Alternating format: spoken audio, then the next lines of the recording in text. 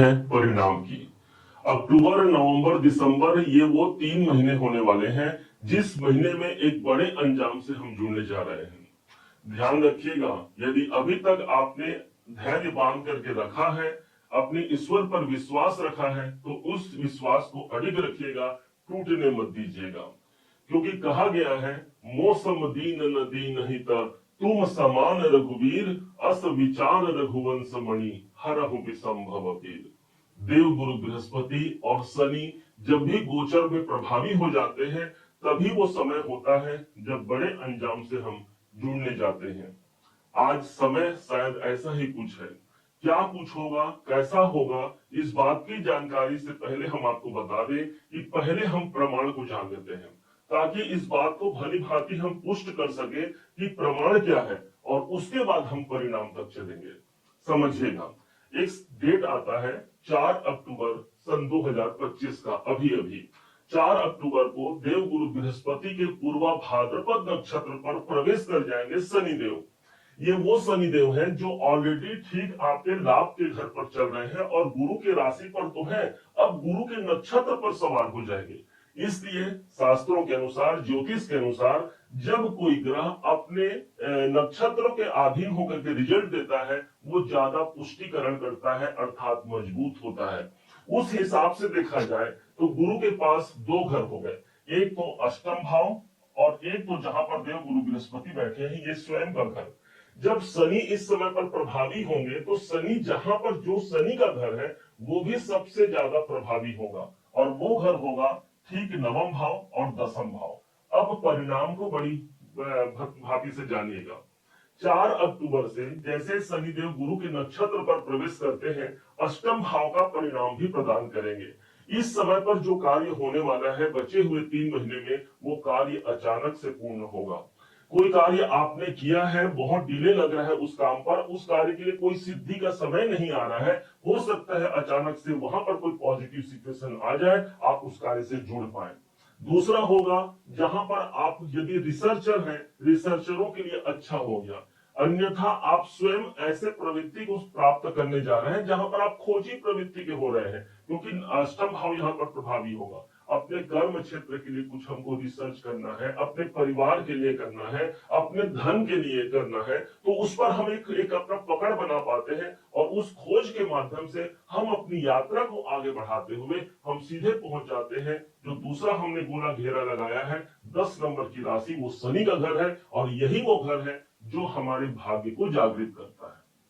भाग्य इस समय पर जागृत होगा, अर्थात जो कार्य हमने किया है उस पर अब भाग्य का मुहर लग गया, अर्थात नवम भाव का जागृत होना ईश्वर की कृपा और हमको धर्मवान बनाता है। इस समय पर हम धर्मवान बनेंगे। जो हमने धर्म कर्म किया है, जो हमने माला फेरा है, जो हमने तुलसी को जल दिया है, जो हमने दीपक प्रज्वलित किया है अपने घर में, उनका परिणाम हमको मिलेगा, क्योंकि नवम भाव इस समय पर प्रभावी होगा, और नवम भाव हमारे भाग्य का होता है, ईश्वर की कृपा का होता है।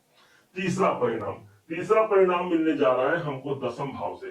दसम भाव इस समय पर प्रभावी होगा। ऑलरेडी आपको बता दें कि शनि इस समय पर वक्री होकर के दसम भाव का परिणाम ऑलरेडी हमको प्रदान कर रहे हैं। इसलिए कैरियर के क्षेत्र में यदि हमको वो प्रसन्नता नहीं हो रही है, तो कैरियर के लिए एक प्रसन्नता का सूचक ये गुरु के नक्षत्र पर शनि का जाना होगा।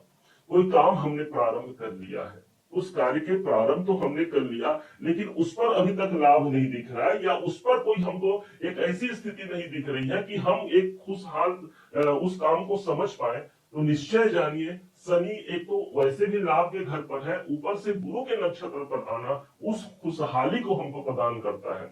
जिस नक्षत्र पर गुरुदेव है, जिस राशि पर है, राशि को आप ऐसा जानिए कि जिस रथ पर ये आरूढ़ है वो गुरु का रथ है, और जिस उस रथ के जो सारथी हो गए वो भी देव गुरु बृहस्पति हो गए, और बृहस्पति का वो समय माना जाता है जो भाग्य का कारक होता है, देव गुरु बृहस्पति। इसलिए भाग्य से जुड़ने का एक अवसर तो हमको मिल गया, और साथ ही साथ जो दायित्व तो हमारे अंदर है, जो कर्म हमारे अंदर है, उन कर्मों के लिए सबसे ज्यादा पॉजिटिव सिचुएशन हो गया। नाम और सम्मान दोनों प्राप्त होता है जब दसम भाव प्रभावी होता है, अर्थात हम नाम भी प्राप्त कर रहे हैं अपने कर्म क्षेत्र पर, हमने हमारा जो टैलेंट है हमने दुनिया को दिखाया है, उसका हमको सम्मान भी मिलेगा। ये दसम भाव की प्राथमिकता हो गई। अब यहीं से एक नए घर की शुरुआत और हो जाती है, और जहां पर देवगुरु बृहस्पति के घर पर शनिदेव विराजमान है, और वो है आपका एकादश भाव।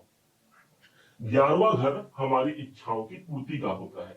इच्छाओं की पूर्ति के माध्यम जो बनेंगे वो स्वयं शनिदेव बनेंगे। 18 अक्टूबर से ही इच्छाओं की पूर्ति विशेष होने लगेगी। कारण इसका क्या होगा कि देवगुरु बृहस्पति सीधे अपना गोचर परिवर्तन करते हुए पहुंच जाएंगे आपके अपने वृषभ राशि के तीसरे घर पर, और यहां से इनकी एक दृष्टि पड़ती है, और वो है इनकी नवम दृष्टि लाभ के घर पर। शनिदेव ऑलरेडी लाभ के घर पर है। यदि शनि के कारण भी हम पीड़ित हैं, मान लीजिए शनिदेव विलंब के कारक है, शनिदेव डिले के कारक है, पीड़ा के कारक है, तो उस शनि संबंधित पीड़ाओं से मुक्ति दिलाने के लिए गुरु की दृष्टि का पड़ना एक अहम सूत्र होगा, जहां पर हम अपने दायरे को बढ़ा करके गेंस की तरफ आगे बढ़ते हैं। यही वो लाभ का घर है जहां लाभ प्राप्ति के लिए हम कार्य करते हैं, और चूंकि हमारा कर्म और भाग्य हमारा साथ दे रहा है, जो रुकावट है उस रुकावट से हम बाहर निकल रहे हैं, कोई डिप्रेशन है उस डिप्रेशन से हम बाहर निकल रहे हैं, ये गुरु का प्रभाव होगा। 18 अक्टूबर को आपने जाना। इसके बाद एक अगला डेट आता है, और वो है 28 नवंबर सन 2025 का।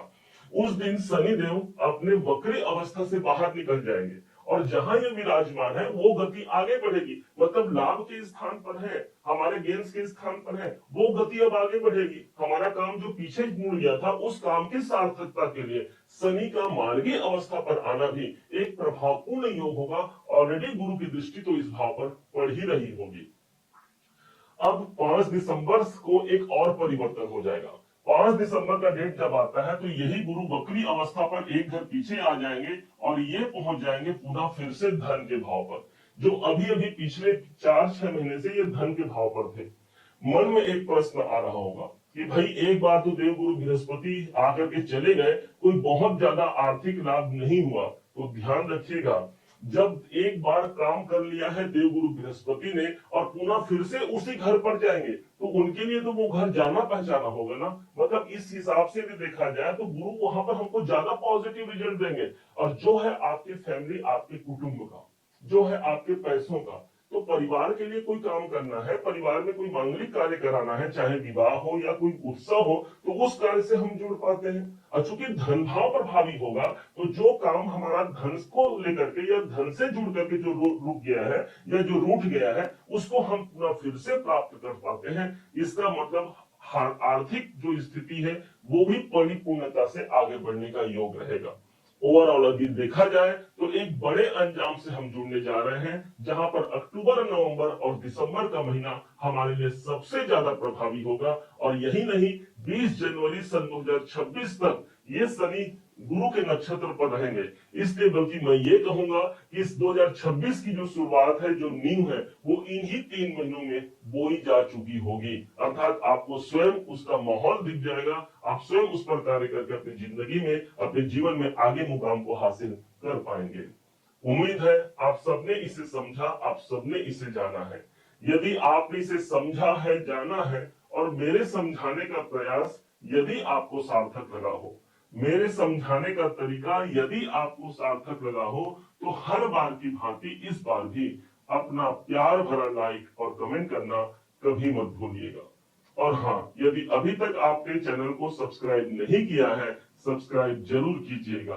पुनः एक बार फिर आप सभी का दिवस बहुत मंगलमय हो, इन्हीं शुभकामनाओं के साथ। जय श्री राम।